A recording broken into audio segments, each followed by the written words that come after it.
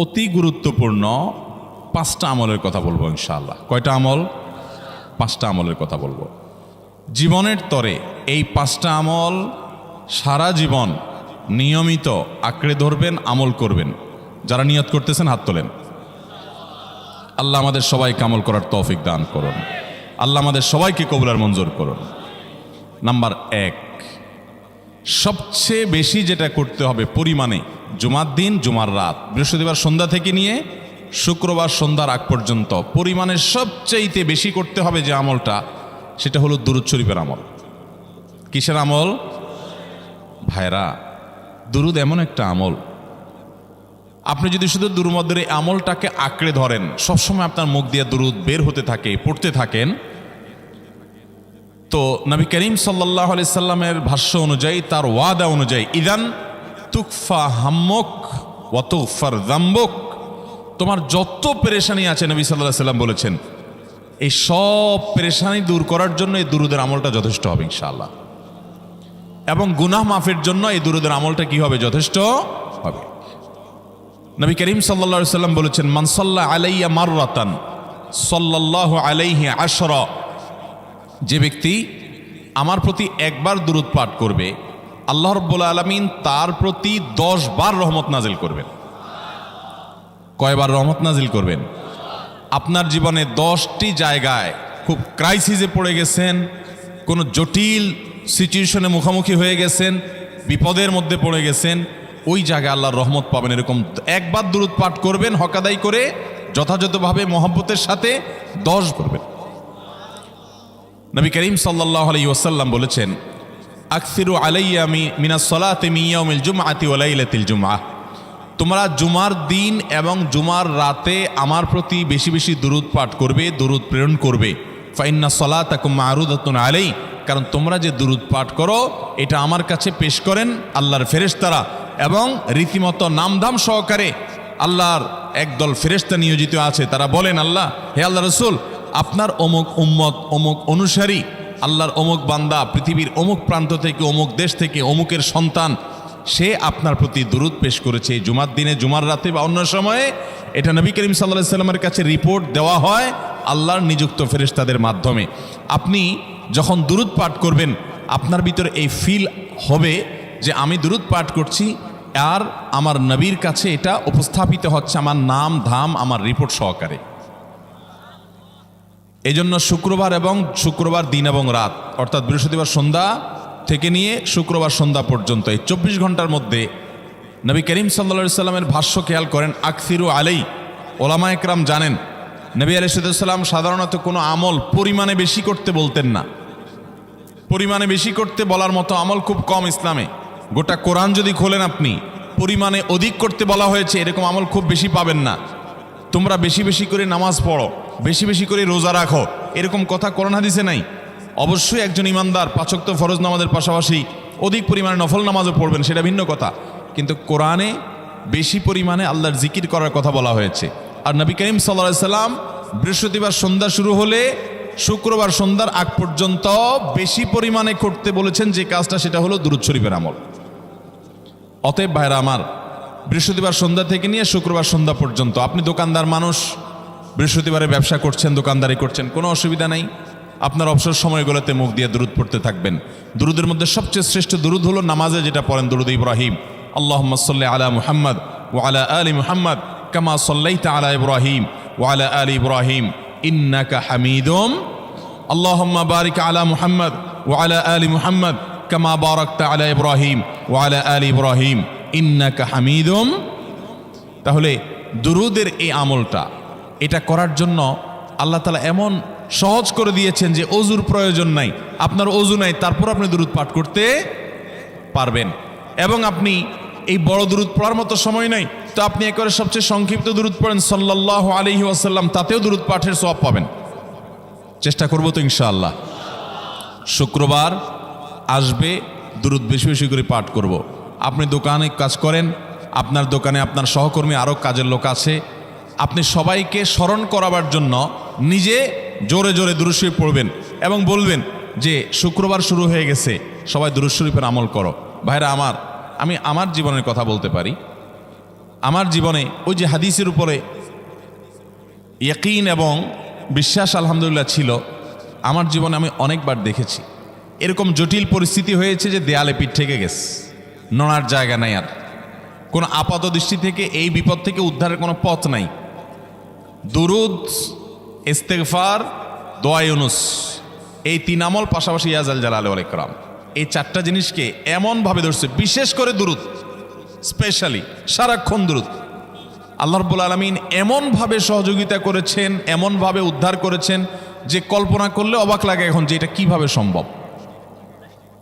ভাইরা আমার, এক সাহাবী নবী করিম সাল্লাল্লাহু আলাইহি ওয়াসাল্লামের কাছে এসে বলছে, ইয়া রাসূলুল্লাহ, আমি যে দোয়া করি এই দোয়ার মধ্যে আমি নিজের জন্য করব, আমার ছেলে মেয়ের জন্য করব, অনেক কিছু করব, এটা সেটা, রিজিক চাইবো, সুস্থতা চাইবো, অনেক কিছুই তো আল্লাহর কাছে চাইবো।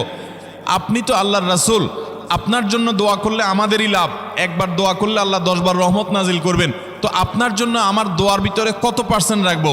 সাহাবী বারবার বিভিন্ন পার্সেন্টেজ বলছিলেন যে 3 ভাগের 1 ভাগ আপনার জন্য রাখি ইয়া রাসূলুল্লাহ, অর্ধেক রাখি, আরো বেশি করে রাখি। তিনি যত বলছেন নবী করিম সাল্লাল্লাহু আলাইহি ওয়াসাল্লাম আরো বাড়ানোর জন্য তাকে উৎসাহ দিচ্ছিলেন। এক পর্যায়ে যখন তিনি বললেন, ইয়া রাসূলুল্লাহ, আমি আমার কোনো দোয়ার সবটুকু যখন আপনার জন্য নিবেদন করব, আমি কোনো একবার যখন দোয়া করব, দোয়া শুধু আপনার জন্যই করব যখন, অর্থাৎ পিওর দুরূদ যখন পড়ব, নিজের জন্য আর কিছু চাইব না, শুধু আপনার জন্যই যদি চাই কোনোবার, তাহলে তখন নবী করিম সাল্লাল্লাহু আলাইহি ওয়াসাল্লাম বলেছেন, ইদান তুকফা হাম্মুক ওয়া তুগফার যামবুক, তাহলে তোমার সকল পেরেশানি থেকে উদ্ধারের জন্য এই দুরূদটাই যথেষ্ট হয়ে যাবে, এবং তোমার সকল গুনাহ মাফের জন্য এটা যথেষ্ট হয়ে যাবে। মোহতারাম হাজরিন, দুরুদের আমলটা এত সুন্দর আমল, কিন্তু আবার তাড়াহুড়া করে পড়বেন না, সাল্লাল্লাহু আলাইহি সাল্লাম সাল্লাল্লাহু আলাইহি সাল্লাম সাল্লাল্লাহু আলাইহি সাল্লাম সাল্লাল্লাহু আলাইহি সাল্লাম সংখ্যা বাড়ানোর জন্য হুলস্থুল করে পড়লেন না, মুহাব্বতের সাথে সাল্লাল্লাহু আলাইহি ওয়াসাল্লাম সাল্লাল্লাহু আলাইহি ওয়াসাল্লাম আল্লাহুম্মা সাল্লি আলা মুহাম্মদ, অর্থ বুঝে বুঝে আল্লাহুম্মা সাল্লি আলা মুহাম্মদ মানে কি, আল্লাহ আপনি মুহাম্মদের প্রতি শান্তি বর্ষণ করুন। আরে ভাই, মুহাম্মদ সাল্লাল্লাহু আলাইহি সাল্লামের প্রতি আল্লাহ তাআলা শান্তি এমনি বর্ষণ করবে, আপনি আমি দোয়া করলেও করবে, না করলেও। কিন্তু মাঝখান থেকে আমরা, ভাইরা আমার, কোনো বড় কর্মকর্তার কাছে আপনার কোনো কাজের ঠেকা আছে, কর্মকর্তার ওই ছেলেটার আপনি দেখছেন যে খাচ্ছে না, আপনি যদি বলেন, স্যার ছেলেটা খাচ্ছে না স্যার, একটু ডাক্তার দেখান স্যার, এভাবে তো বাঁচবে না, ওর কষ্ট হচ্ছে স্যার, আপনি বললেও উনি ওনার ছেলের দিকে কেয়ার করবে, কিন্তু আপনি এটা বলার কারণে তার নৈকট্য পাবেন কি পাবেন না, তার সিম্প্যাথি পাবেন কি পাবেন না। আরশ আজিমের মালিক তার হাবিবকে এত মহব্বত করেন, তিনি তার হাবিবের প্রতি এমনিতেই রহমত নাজিল করবেন, তাকে বিভিন্ন মর্যাদা আগে থেকেই দেওয়ার ঘোষণা দিয়ে রাখছেন, কিন্তু আপনি আমি দোয়া করলে আল্লাহ তাআলা তার মাধ্যমে আমাদের ভাগ্যকে সুপ্রসন্ন করে দিবেন। দুরুদের আমলকে জীবনের তরে আঁকড়ে ধরবেন ভাই, শুধুমাত্র জুমার দিন আর জুমার রাত না, সব সময় অধিক পরিমাণে। এরাবিয়ানদের মধ্যে আমলটা খুব বেশি আছে, তাদের দেখবেন তারা 2টা আমল, মুখে 2টা আমল, ভালো মন্দ তাদের মধ্যেও আছে, কিন্তু এই 2টা আমল তাদের মধ্যে খুব ভালো। বেশিরভাগ মানুষই দেখা যায় অবসর সময়ে আস্তাগফিরুল্লাহ, ইস্তিগফার করছে অথবা দুরুদের আমল করছে। আমাদের অবসর সব সময়গুলো নিয়ে গেছে মোবাইল ফোন। ভাইরা আমার, 4 বছর 5 বছর 6 বছর 7 বছর 10 বছর ধরে মোবাইল টিপতেছেন, ফেসবুক টিপতেছেন, ইউটিউব টিপতেছেন। বুকে হাত দিয়ে আমাকে জবাব দেয়া লাগবে না, নিজের বিবেককে একটু জবাব দেন। এই 10 বছর ফেসবুক, ইউটিউব, টিকটক, হোয়াটসঅ্যাপ টিপে আপনার অর্জন কি হয়েছে একটু হিসাব মিলান। এই যে স্ক্রল করতেছেন আঙ্গুল দিয়া, ঘন্টাকে ঘন্টা এই আঙ্গুল দিয়ে টানছেন টানছেন, নিচের দিকে যাচ্ছেন স্ক্রল করে ফেসবুকে, ইউটিউবে, একের পর এক, আপনার জীবনে অর্জনটা কি হয়েছে বলেন? ভাইরা আমার, এই মোবাইলের নিয়ন্ত্রণ করতে হবে, প্রয়োজনে ব্যবহার করতে হবে, কিন্তু এটাকে অনিয়ন্ত্রিত ব্যবহার করা যাবে না। একেবারে যখন তখন সারাদিন টিপাটিপি করলেন, আজকাল তো পোলাপান টয়লেটে গেলেও নিয়ে যায়। আল্লাহ তাআলা আমাদেরকে এই রোগ থেকে বেঁচে থাকার তৌফিক দান করুন। ভাইরা আমার, জীবনটাকে পরিবর্তন করতে হয়, সারা জীবন তো একরকম থাকলে হবে না। বহুত পাগলামি করেছি, আসুন নিজেকে সংশোধন করি। তাহলে জুমার দিন উপলক্ষে 1 নম্বরের আমল বলেছি, বেশি বেশি কোন আমল করতে হবে? সারা জীবন মনে রাখবো তো ইনশাআল্লাহ। বাসা বাড়িতে পরিবারের লোকদেরকে মনে করাবো তো ইনশাআল্লাহ। আমি আমার ড্রাইভার থাকুক, আমার ছেলে মেয়ে থাকুক, আমার পরিবারের লোক থাকুক, আমি আমার কথা আপনাদের বলি উৎসাহের জন্য, যে জুমার দিন শুরু হয়ে গেলে শুধু আমি না, আমার পরিবার অন্যান্যরাও একে অন্যকে আমরা স্মরণ করে দিই। কে কে দুরূদ পড়তে কতবার পড়ছো, কেউ পড়ছে কিনা একবারও, সন্ধ্যা হয়ে গেছে, অনেক হয়ে গেছে, সবাই শুরু করি, আমলটা করবো তো ইনশাআল্লাহ। নাম্বার 1। নাম্বার 2, জুমার দিন উপলক্ষে অন্য যে কোনো দিনের চাইতে জুমার দিন অর্থাৎ শুক্রবারের ফজর নামাজ পুরুষরা মসজিদে জামাতের সাথে পড়বেন, জামাতের সাথে পড়ার নিয়ত করবেন পাক্কা। কারণ অন্য যে কোনো দিনের ফজর নামাজ না, শুধুমাত্র যত নামাজ আছে, নবী করিম সাল্লাল্লাহু আলাইহি সাল্লাম বলেছেন আফদালুস সালাওয়াতে ইনদাল্লাহ, আল্লাহর কাছে দুনিয়ার সব নামাজের মধ্যে, 5 ওয়াক্ত সাধারণ নামাজগুলোর মধ্যে সবচেয়ে উত্তম নামাজ হলো সলাতুল ফজরে মাআল জামাআতে ইয়াউমাল জুমআ, জুমার দিন ফজরের নামাজ জামাতের সাথে আদায় করা হলো যত নামাজ আছে এর মধ্যে সবচেয়ে শ্রেষ্ঠ নামাজ। তাহলে জুমার দিনে এই বিষয়টা বিশেষভাবে খেয়াল রাখবো। জুমার দিন ফজর নামাজটা পুরুষরা কোথায় পড়বো, এবং সেটা বৃহস্পতিবার থেকে পরিকল্পনা শুরু করবো যে কালকের ফজর নামাজ যাতে কোনো অবস্থাতে আমার মিস না হয়। আমাদের আখিরাতের ব্যবসা এটা ভাই, আখিরাতের কারেন্সি সংগ্রহ করা। যত খুঁটে খুঁটে ভালো ভালো আমলগুলো করবেন, আপনার আমল নামাতে আমল সওয়াব জমা হতে থাকবে। চেষ্টা করবো তো ইনশাআল্লাহ। আমাদেরকে শয়তান অন্যদিন ফজরের নামাজ পড়ার সুযোগ হলেও শয়তান এমনভাবে আমাদেরকে ধোঁকা দেয়, শুক্রবারে ফজরটা পড়াটা সবচেয়ে বেশি কঠিন হয়ে যায়। কেন জানেন? কারণ ইবলিস তো জানে হাদিস, আপনি জানেন না, হয়তো অনেকে হয়তো আজকে শুনছেন, আমি কোনো হাদিস না জানতে পারি, ইবলিস ঠিকই জানে যে ফজর নামাজ এই দিন যদিও জামাতের সাথে ফজর পড়ে ফেলায় তাহলে তোর আখিরাতের ব্যবসা অনেক দূর আগে যাবে। ওর সাথে তো আমাদের বাবা আদমের সাথে সেই চ্যালেঞ্জ, আদম আলাইহিস সালামকে সিজদা করতে বলা হয়েছে, সে তো করে নাই, তার সৌজন্যে বা তার জন্য সিজদা নিবেদন করে নাই। আল্লাহ তাআলা সেজন্য তাকে জান্নাত থেকে বের করে দিয়েছে। তার কারণে এই ইবলিস তখনই আল্লাহর সাথে, আল্লাহর সামনে চ্যালেঞ্জ ছুড়ে দিয়েছে আদম আলাইহিস সালামের সাথে যে লা উবিয়ান্নাহুম আজমাইন, আমি আদমের সব সন্তানগুলোকে পথহারা করে ছাড়বো, ওদেরকে জান্নাতের পথে চলতে দিব না। এই জন্য আল্লাহ তাআলার কাছে সে কিছু পাওয়ার চাইয়া নিছে। এর ভিতরে একটা হলো কিয়ামত পর্যন্ত হায়াত পাবে, আরেকটা হলো আমাদের রগের সাথে সে মিশতে পারে, রক্ত প্রবাহের সাথে মিশতে পারে, শরীরের মধ্যে প্রভাব সৃষ্টি করতে পারে, আমাদেরকে দুর্বল করতে পারে, মন্দ দিকে টানতে পারে, ভালো কাজ যেন না হয় মনে মনে কুমন্ত্রণা সৃষ্টি করতে পারে। এই পাওয়ার সে নিয়ে এসেছে। এই জন্য তার সাথে আমাদের চ্যালেঞ্জ। সে হাদিস জানে যে জুমার দিন ফজর পড়লে আমাদের অনেক লাভ হয়ে যাবে। এই জন্য সে বৃহস্পতিবার রাতে, অন্য দিন যদি আপনি 10টা 11টা বা 11:30টায় ঘুমান, 12টায় ঘুমান, জুমার দিন অর্থাৎ বৃহস্পতিবার দিবাগত রাতে আইসা ইবলিস বলে, আরে পাগল হইছস, কালকে হলো শুক্রবার, দোকানদারি নাই, ব্যবসা নাই, চাকরি নাই, মহিলাদেরকে বলে কালকে পোলাপানের স্কুল নাই, মাদ্রাসা নাই, আজকে একটু টক শো, মিষ্টি শো, নাটক, সিনেমা, ইউটিউব, ফেসবুক, ওয়াজই শোন অন্তত। শয়তান কি বলে, ঠিক আছে তো যদি এত ফিল্ম দেখতে মনে না চায়, তো যদি মুসলমান হস, নেককার হস, তো ঠিক আছে অমুক হুজুরের ওয়াজ শুন। এই হুজুরের ওয়াজ শোনাত লাগাই দিয়ে রাতে 1টা 2টা পর্যন্ত পার করে দিল। এরপরে ফজর নামাজ ওর জামাতের সাথে মিস শেষ। ভাইরা আমার, প্রত্যেক বৃহস্পতিবার আসলে সন্ধ্যার সময় প্রতিজ্ঞা করব, সপ্তাহের অন্য দিন যদি আমার ত্রুটি বিচ্যুতি হয়ও আমি সেটাকে কারেকশন করার চেষ্টা করব, কিন্তু শুক্রবার ফজরটা পুরুষ হিসাবে আমি জামাতের সাথে পড়বই পড়বো। তার জন্য রাতে আগে আগে শোবো, ডাবল ট্রিপল অ্যালার্ম দিয়ে শোবো, অন্য নামাজি বন্ধুকে বলবো ফোন দিয়ে ডেকে দিবি, একে অন্যের সহযোগিতা করব, কিন্তু ফজরের নামাজ জুমার দিন ছাড়বো না ঠিক আছে তো? কয়টা আমল হলো? 2টা। মনে রাখবেন তো ইনশাআল্লাহ। আগামী বছর তো আমার মাহফিল আমি আর করব না, কিন্তু আগামী বছর যে মাহফিল করবেন সে আলোচককে আমি রিকোয়েস্ট করবো ইনশাআল্লাহ, আয়োজকরা এটার সবক যেন নেয় আগামী বছর। দিতে পারবেন তো ইনশাআল্লাহ?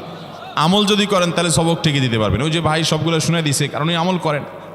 আচ্ছা, 3 নম্বর আমল হলো সূরা কাহাফ পড়ব। কোন সূরা পড়ব? সূরা কাহাফ। যারা কোরআন পড়তে পারেন না তারা শুনবেন, আর যারা পড়তে পারেন তারা নিজে পড়বেন।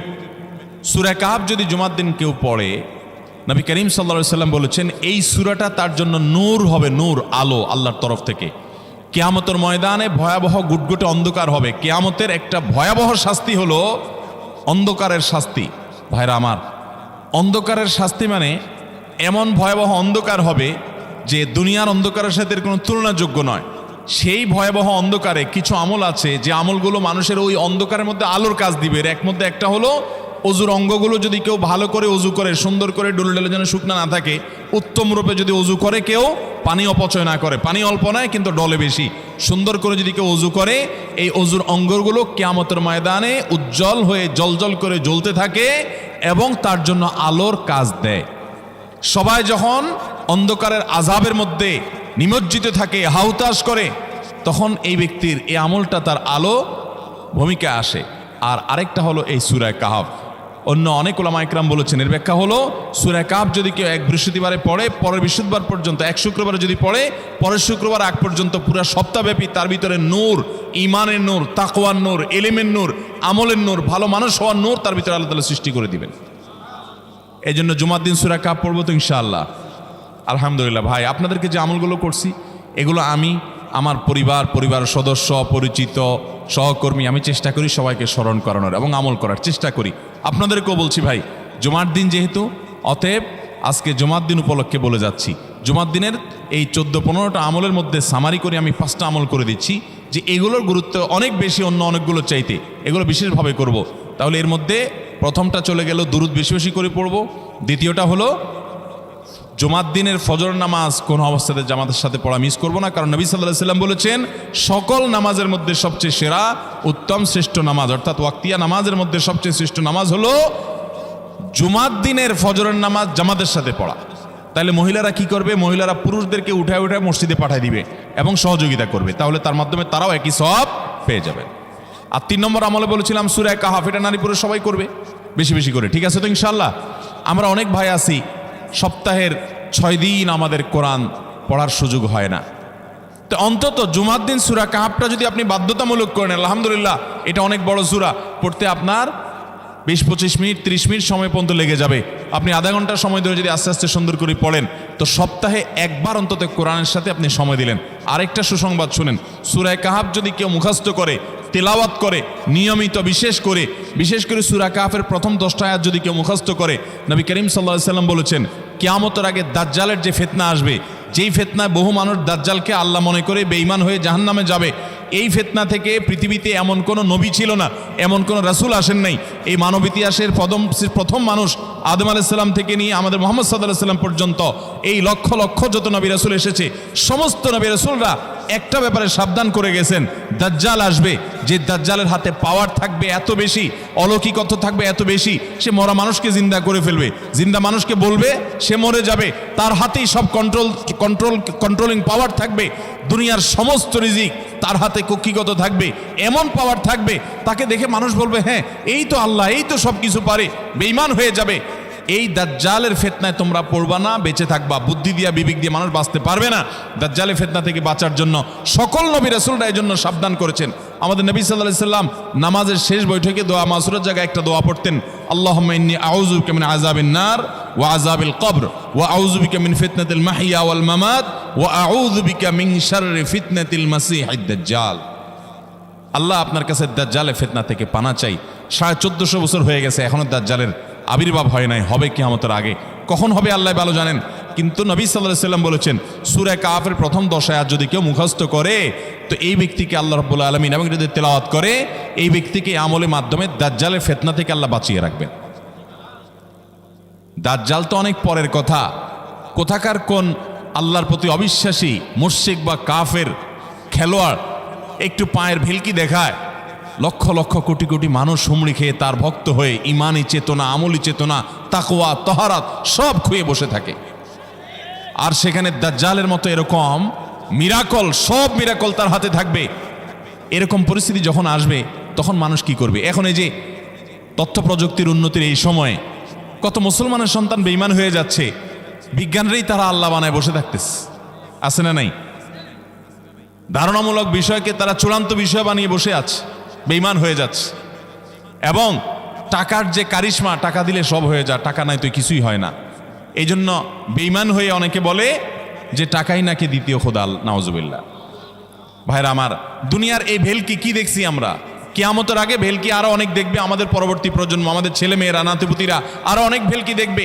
এমন ভেলকি দেখবে যে তাদের আল্লাহর প্রতি ঈমান আনা, আখিরাতের প্রতি বিশ্বাস করাটা কঠিন থেকে কঠিন হয়ে যাবে। এরকম পরিস্থিতি তৈরি হবে দুনিয়াতে।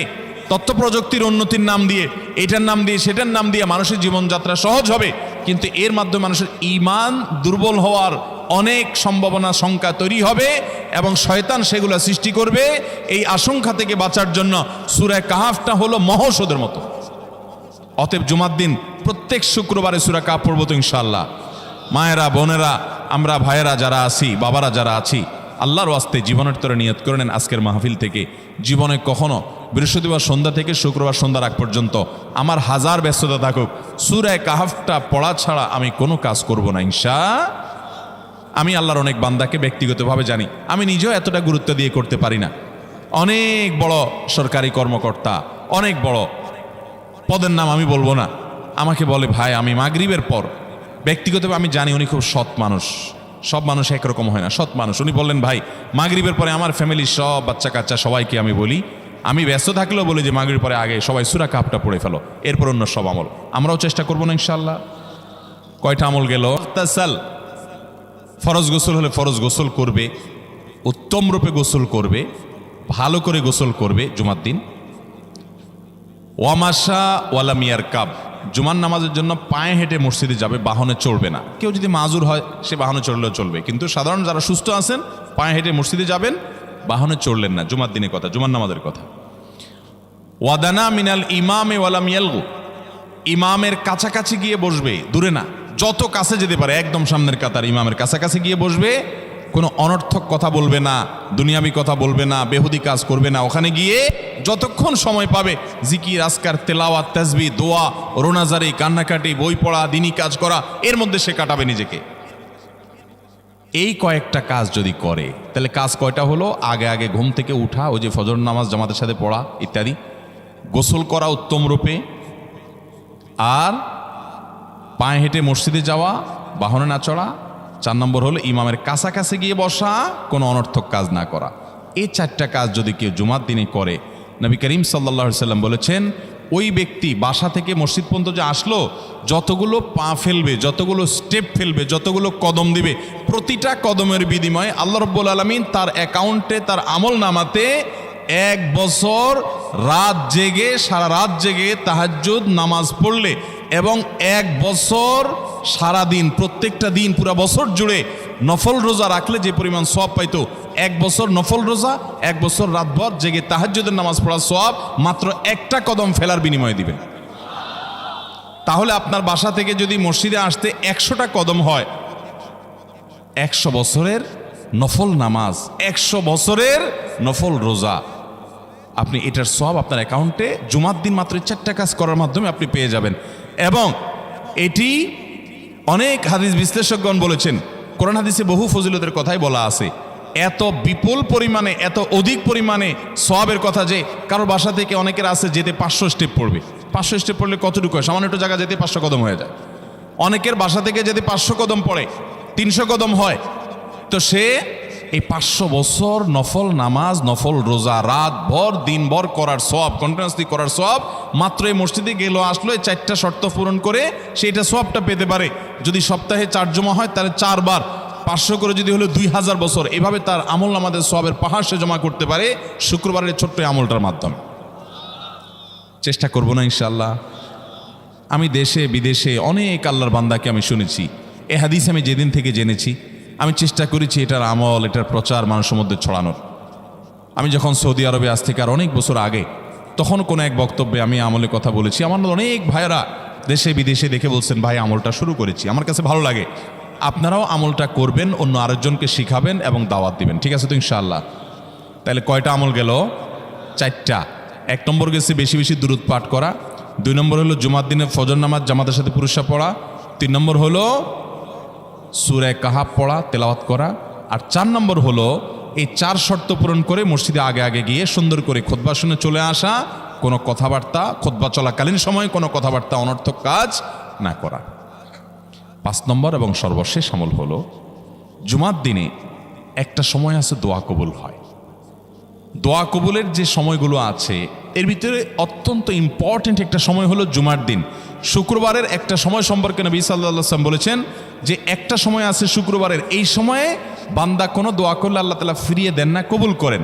কিন্তু সময়টা যে ঠিক কখন এটা হাদিসে নবী সাল্লাল্লাহু আলাইহি ওয়াসাল্লাম বলেন নাই, যাতে করে হয়তো আমরা সারাদিনেরই কম বেশি দোয়ার চেষ্টা করি। এই বিষয়ে মুহাদ্দিসগণ, হাদিস বিশ্লেষকগণ, পণ্ডিত ওলামায়ে কেরামগণ হাদিসের বিভিন্ন আকার ইঙ্গিতকে গবেষণা করে, অ্যানালাইসিস করে এক একজন এক এক সময়ের কথা বলেছেন। তবে বেশিরভাগ ইমাম, বেশিরভাগ পণ্ডিত ওলামায়ে কেরাম, বেশিরভাগ আপনার ইসলামিক স্কলারগণের বক্তব্য হলো যে এই সময়টা হলো জুমার দিনের শেষ প্রহর, আসরের পর থেকে নিয়ে সূর্য ওঠার আগ পর্যন্ত এই সময়টা।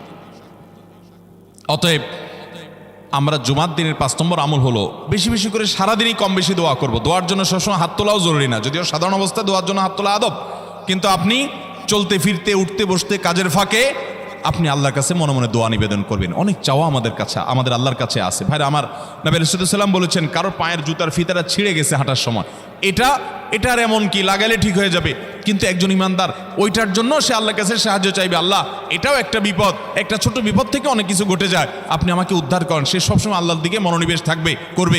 নবী করিম সাল্লাল্লাহু আলাইহি ওয়াসাল্লামের পুরো জীবনকে যদি আপনি অ্যানালাইসিস করেন আপনি অবাক হয়ে যাবেন।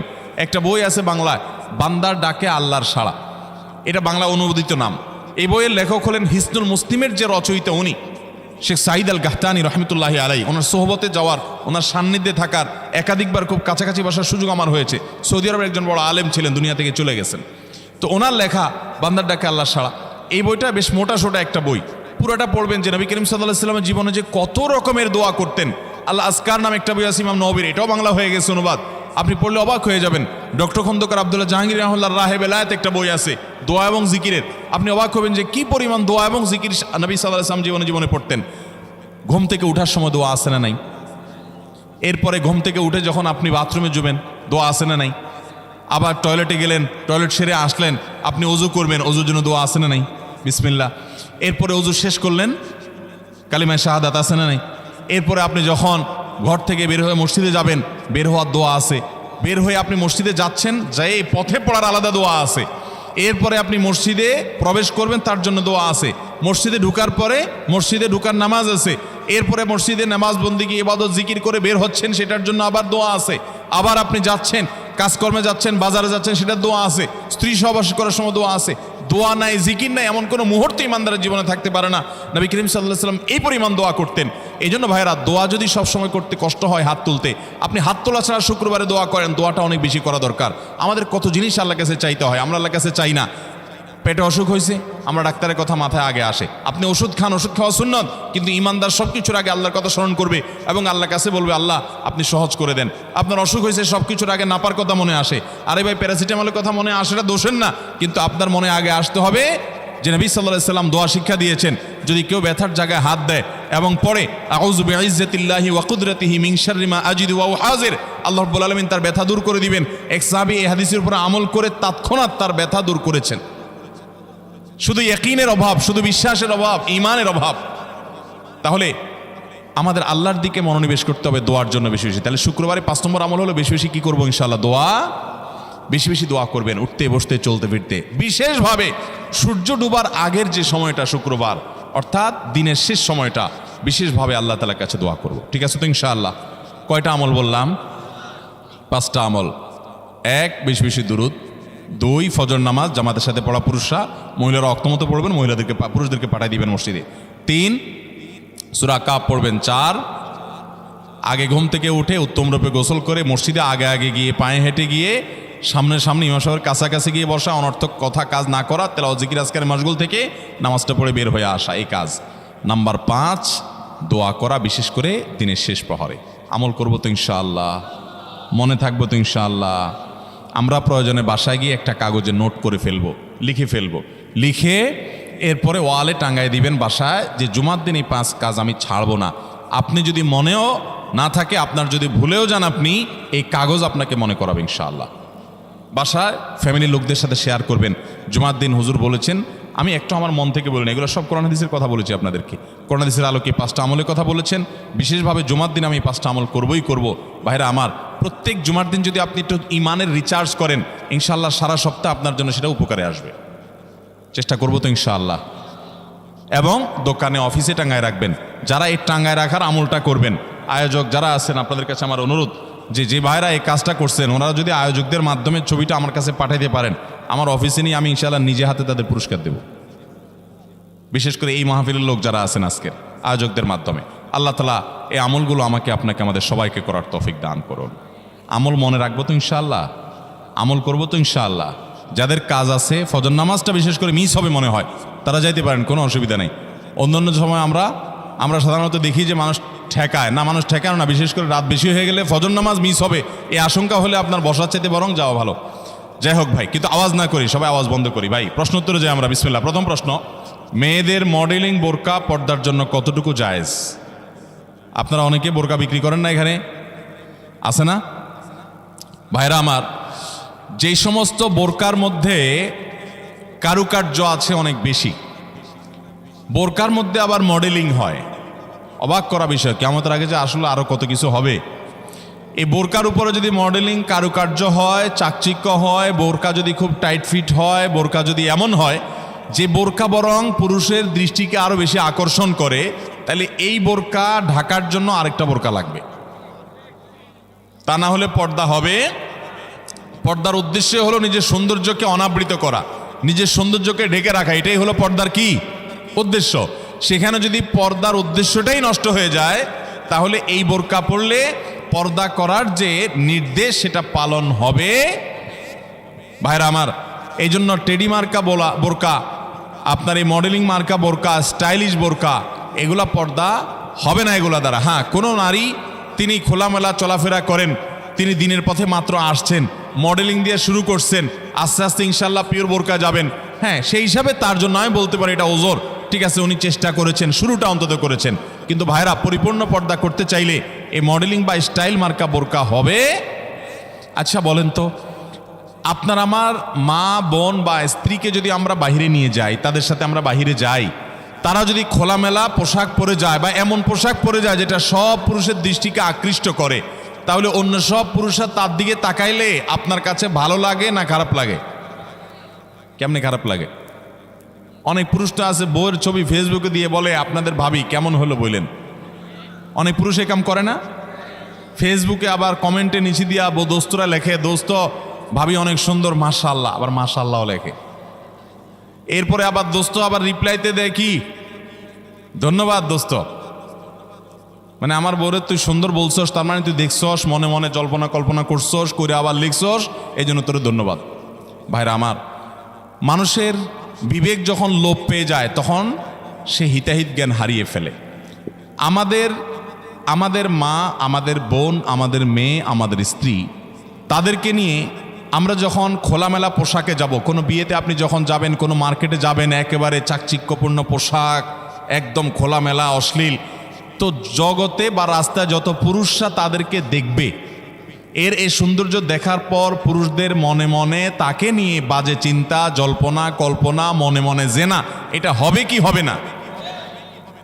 না, হবে না। সবাই কি বাজে চিন্তা করে আপনার মতো? পবিত্র চিন্তা করতে পারে না? কি বলেন ভাইরা আমার? যারা নিজেদের বউকে নিয়ে এটা নিয়ে সন্দেহে আছেন, আমি তাদেরকে বলতেছি, আমাকে উত্তর দেওয়া লাগবে না, আপনার নিজেকে প্রশ্ন করেন, নিজের বিবেককে প্রশ্ন করেন। আপনি এরকম মহিলা রাস্তাঘাটে দেখলে আপনার কি হাল হয়? আপনি যা যা চিন্তা করেন, আপনার বউ, আপনার মা বোনকে নিয়ে এভাবে আপনি বের হলে অন্যরাও সে চিন্তাই করে।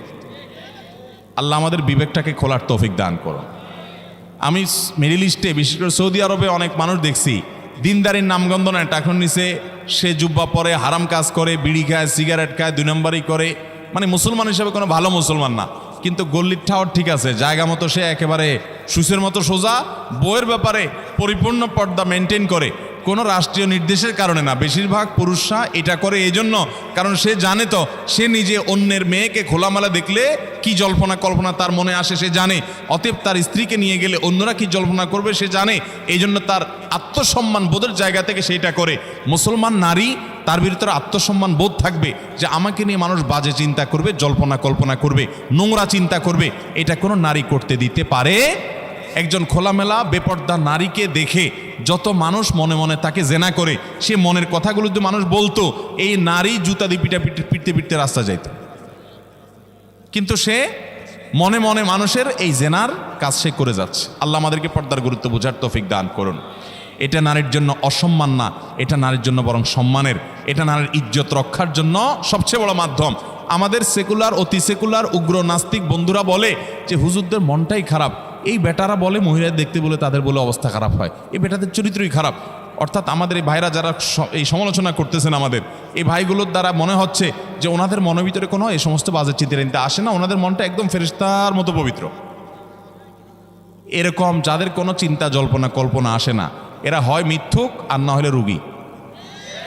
হয় এগুলারে ডাক্তার দেখাইতে হবে, পুরুষত্বের ঘাটতি আছে, আর নাহলে মিথ্যুক। আল্লাহ তাআলা সৃষ্টি করেছেন এভাবে, তোমার কোনো মনে চিন্তাই বাজে আসে না, তোমার মতো এই অসুস্থ মানুষ, তোমার তো হাসপাতালে ভর্তি হওয়া উচিত। আল্লাহ রাব্বুল আলামিন আমাদেরকে পর্দার গুরুত্ব বোঝার তৌফিক দান করুন। অনেক পুরুষ আছে নিজের বউয়ের জন্য চাকচিক্যপূর্ণ বোরকা পরে নিয়ে যান। না ভাই, আপনার বউর যত সাজগোজ সব বাসা বাড়িতে হবে একান্তে। আপনি বাইরে রাস্তাঘাটে কেন বিলে বেড়াচ্ছেন? মহর দিয়ে বিয়ে করছেন আপনি, আর রাস্তাঘাটে মানুষকে দেখা বেড়াচ্ছেন। আত্মসম্মান বোধ থাকা উচিত। আল্লাহ আমাদেরকে পর্দার গুরুত্ব বোঝার তৌফিক দান করুন। তাহলে স্টাইলি বোরকা এগুলো পড়লে কিন্তু কাজ হবে না, বোরকার কাজ হবে না। আমি এখান থেকে গ্রামে যাব এবং ওই দিনই আবার চলে আসব, এক্ষেত্রে আমার নামাজ কি কসর করতে হবে? দেখুন, গ্রামে আমরা প্রত্যেকে যার যার বাড়িতে যখন যাব, সেটা আমাদের মূল ঠিকানা, আসল ঠিকানা হলে সেখানে আমি 1 ঘন্টার জন্য যদি যাই, নামাজ আমাকে পুরা পড়তে হবে। নিজের স্থায়ী ঠিকানাতে কখনো কসর হয়? পথে কসর হবে। বাড়িতে যখন চলে গেছেন, আপনার বাড়ি কুমিল্লাতে, আপনার বাড়ি চট্টগ্রামে, আপনার বাড়ি বগুড়াতে বা খুলনাতে বা সিলেটে, আপনার বাড়ি যেখানেই হোক না কেন, যখন সফরের দূরত্ব হবে, নিজের স্থায়ী ঠিকানায় 1 ঘন্টার জন্য যদি যান, সেখানে পুরো নামাজ পড়তে হবে, কসর চলবে। কিন্তু কিছু লোক আছে, গ্রামে বাড়ি আছে ঠিক আছে, কিন্তু তাদের গ্রামের বাড়ি এখন আর স্থায়ী ঠিকানা না। ধরুন আপনি ঢাকা শহরে বাড়ি কিনছেন বা ফ্ল্যাট কিনছেন, পাসপোর্টে, এনআইডিতে, সরকারি সব কাগজে পত্রে ঠিকানাতে আপনি স্থায়ী ঠিকানাও এটা, বর্তমান ঠিকানাও এটা। গ্রামের বাড়ি আছে কিন্তু ওটা আপনার স্থায়ীও না, বর্তমান ঠিকানাও না, জাস্ট বেড়াইতে যান, ভাই বেড়াদাররা আছে, অন্যরা আছে, তাহলে ওইটাতে আপনি গেস্ট, সেখানে আপনি কসর পড়বেন। এবং এটা আপনার স্থায়ী এবং বর্তমান ঠিকানা হলে, অনেকে আছে বাড়িতে জমি জমা আছে, শুধুমাত্র থাকার ঘরবাড়িও নাই এবং ভাগযোগ হয়ে গেছে, সে শুধু গেস্ট হিসেবে যায়, ভাইদের মেহমান হয়ে যায়, তাহলে সে কসর পড়বে। আর না হলে স্থায়ী ঠিকানায় গেলে 1 ঘন্টার জন্য সে কি করতে হবে? পুরো নামাজ পড়তে হবে, যদি স্থায়ী ঠিকানা হয় তার গ্রাম। এরপরে প্রশ্ন হলো, আমি অনেকবার তওবা করেছি, প্রত্যেকবারই ভঙ্গ হয়েছে, তাহলে কি আমি মুনাফিক হয়ে গেছি? না ভাই, তওবা হওয়ার পর তওবা ভেঙে যাওয়াটা অস্বাভাবিক নয়। আপনারা খুশি হবেন শুনে, আমাদের রব আল্লাহ রাব্বুল আলামিনের একটা গুণবাচক নাম হলো তাওয়াব। কি নাম ভাই? তাওয়াবের মানে জানেন? আল্লাহু আকবার। রিপিটেডলি, বারবার যিনি বান্দার তওবা কবুল করেন। এই জন্য ভাই, একবার গুনাহ হয়ে গেছে, আল্লাহর কাছে তওবা করেছেন, চেষ্টা করছেন যে আর যেন না হয়, কিন্তু আবার শয়তান কাত করে ফেলে দিয়েছে, আবারও তওবা করে ফেলবেন এবং দুর্বল হবেন না। এখানে ইবলিস আপনাকে বলবে, তুই এতবার একই কাজ করে তওবা করছস আল্লাহর কাছে, আবার কোন মুখে তওবা করবি? থাক, বাদ দে। আপনার তওবা থেকে দূরে সরাবে। এটা হলো শয়তানের সবচেয়ে বড় অস্ত্র। কখনো নিরাশ হওয়া যাবে না। তওবা আগের বারের চাইতে পরের বারটা আরো স্ট্রং করবেন, যে ঠিক আছে আগের বারটা তওবা আমি দুর্বল ছিল, এটাকে আরো স্ট্রং করব, চেষ্টা করবো না ইনশাআল্লাহ। তাহলে তওবা বারবার করতে হবে, বারবার করতে হবে। ভেঙে গেলে আরো শক্ত, হার্ডলি তওবা করতে হবে, নিজের প্রতি নিজে শাসন চালাতে হবে। এভাবে ইনশাআল্লাহ সামনে আগাইতে হবে। ভারতবর্ষে একজন কবি বলেছেন, আরে ইয়ে কুস্তি তো হয় অমর ভর কি, কবি ও দাবালে কবি তু দাবালে। ইবলিসের সাথে তোমার এই লড়াই তো সারা জীবনের। কখনো ইবলিস তোমাকে কাত করে ফেলে দিবে, তোমার দ্বারা গুনাহ করায় ফেলবে, আবার কখনো চোখের পানি ফেলে কেঁদে কেটে আল্লাহর কাছে একান্তে। ভাইরা, কিছু নির্জন সময় কাটানো দরকার। আমাদের কোনো নির্জন সময় নাই।